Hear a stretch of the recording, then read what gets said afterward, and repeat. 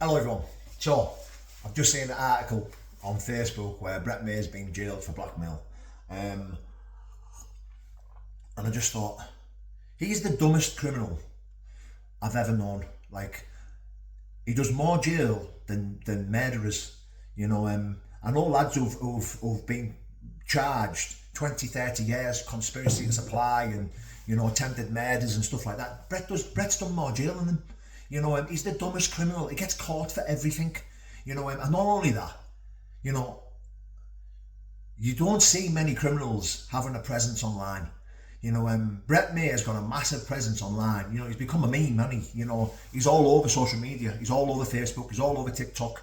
He's all over YouTube. And yet, he's still living like a plaggy gangster.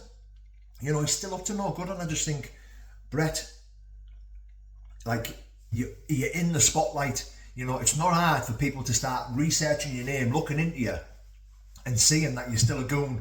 You're still running around the streets, doing whatever you're doing. And I just think you're a nugget, man. Like, I get messages all the time about Brett, the things he's doing and the things he's chasing people for and the things he's up to. And I just think, like, how stupid. I've even said to him, Brett, like, the stuff that I've got on you here, like, stop. Do you know what I mean? Like, you need to stop, mate. It's like, he comes online, grassing everyone up, mentioning names, talking about certain situations that aren't true. And I look at what I've got on him and I think, I've got women messaging me, I've got men messaging me, I've got businessmen messaging me, the things that he's up to, and I'm thinking, you are a goon, mate. Stop doing what you're doing, because you're just going to end up in jail. You're a moron. And here he is, back in jail for blackmail. I just think he's the dumbest criminal in the world. Like, he's as bright as a blackout. Like, what type of criminal does what he's doing on the streets and then comes on YouTube and Facebook and TikTok and talks the way he talks and, and does the things he does? I just think, you're an absolute weapon, mate.